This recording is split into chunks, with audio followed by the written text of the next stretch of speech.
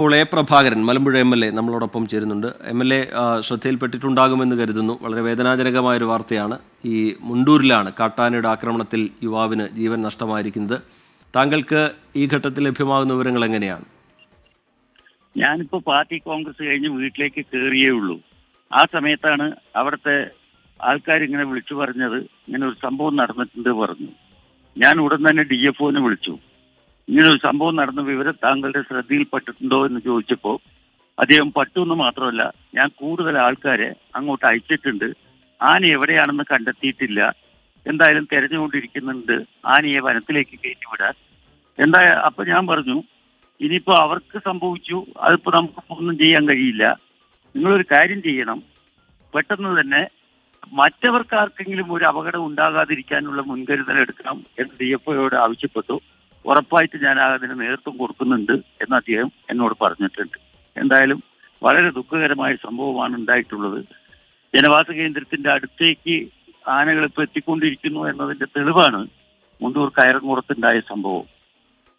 ഇതവിടെ ഇങ്ങനെ സ്ഥിരമായി ആനശല്യം, കാട്ടാനശല്യമുണ്ട്, വന്യമൃഗശല്യമുണ്ട്, സ്ഥിരമായി കൃഷിയൊക്കെ നശിപ്പിക്കുന്നു എന്നാണ് അവിടെയുള്ള നാട്ടുകാരിൽ നിന്ന് ലഭ്യമായ പ്രതികരണം.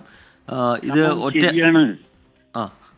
സംഭവം ശരിയാണ്. നമ്മുടെ വാളയാർ മുതൽ കല്ലടിക്കോട് വരെയുള്ള പ്രദേശത്ത് ആനകൾ അലഞ്ഞു തിരിഞ്ഞ് നടക്കുന്നുണ്ട്.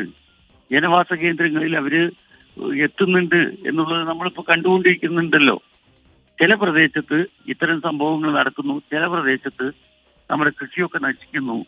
ശാശ്വതമായ ഒരു പരിഹാരം കണ്ടെത്തുന്നതിന് വേണ്ടിയുള്ള ഒരു ശ്രമം എന്ന നിലയ്ക്ക് കാര്യമായിട്ട് എന്തെങ്കിലും ചെയ്തേ പറ്റുള്ളൂ. ഒന്നുകിൽ ഈ നിയമത്തിൽ ഒരു മാറ്റം വരുത്തണം, അല്ലെങ്കിൽ കോടിക്കണക്കിന് ഉറുപ്പിക ചെലവ് ചെയ്ത് ആന ജനവാസ കേന്ദ്രത്തിലേക്ക് വരാതിരിക്കാൻ എന്താണോ ചെയ്യേണ്ടത്.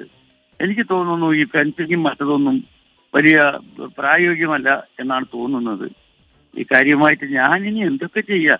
MLA എന്ന നിലയ്ക്ക്, നിയമസഭ ഒരു പ്രധാന വേദി എന്ന നിലയ്ക്ക് തവണ സബ്മിഷനും ഈ നിയമസഭയുടെ ശ്രദ്ധയിൽ കൊണ്ടുവരാനും നേരിട്ട് തന്നെ മന്ത്രിമാരായിട്ടും മറ്റുള്ളവരുമായിട്ട് ചർച്ച ചെയ്തിട്ടുണ്ട്. എന്തായാലും ഇതൊരു വല്ലാത്ത തീരാശാപമായി മാറിക്കഴിഞ്ഞിരിക്കുകയാണ്. ഈ കാര്യത്തിൽ എന്തായാലും അധികൃതരെ ഞാനിപ്പോൾ മിനിസ്റ്ററിയും വിളിച്ച് പറയാൻ പോവുകയാണ്. പറഞ്ഞതുകൊണ്ട് ഇപ്പോൾ കാര്യമില്ലല്ലോ.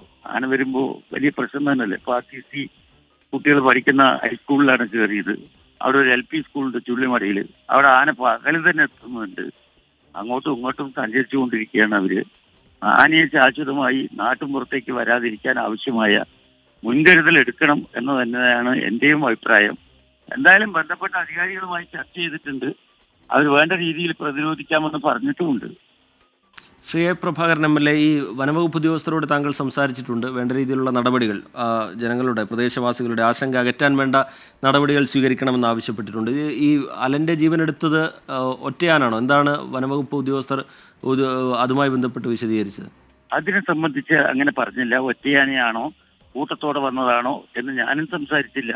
വിവരം കിട്ടിയത്, ഞാനതല്ലേ പറഞ്ഞത്, പാർട്ടി കോൺഗ്രസിൽ പ്രതിനിധിയായിരുന്നു. അത് കഴിഞ്ഞ് ഞാൻ വീട്ടിലേക്ക് കയറുന്ന കയറ്റത്തിലാണ് ഇപ്പൊ ഇങ്ങനെ ഒരു വിവരം കിട്ടിയത്. ഉടൻ തന്നെയാണ് ഞാൻ DFOനെ വിളിച്ചത്.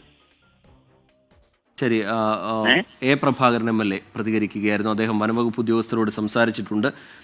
വനവകുപ്പിന്റെ ഭാഗത്ത് നിന്ന് ആ മേഖലയിൽ ജനങ്ങളുടെ ആശങ്ക പരിഹരിക്കുന്നതിന് വേണ്ട നടപടികൾ സ്വീകരിക്കണം എന്ന് അദ്ദേഹം ആവശ്യപ്പെട്ടിട്ടുണ്ട്. ഒരാൾക്ക് കൂടി ജീവൻ നഷ്ടമാവുകയാണ് കാട്ടാന ആക്രമണത്തിൽ. കറയാംകൂട് സ്വദേശി അലനാണ് മരിച്ചത്. കണ്ണാടൻചോലയ്ക്ക് സമീപത്ത് വെച്ച് വൈകിട്ട് 7 മണിയോടുകൂടിയാണ് ആക്രമണം ഉണ്ടായത്. അലൻ എന്ന യുവാവിന് ജീവൻ നഷ്ടമാവുന്നു. അലൻ്റെ അമ്മ വിജിക്ക് ഗുരുതരമായി പരിക്കേറ്റിട്ടുണ്ട്. അവരെ ആശുപത്രിയിലേക്ക് മാറ്റിയിരിക്കുകയാണ്.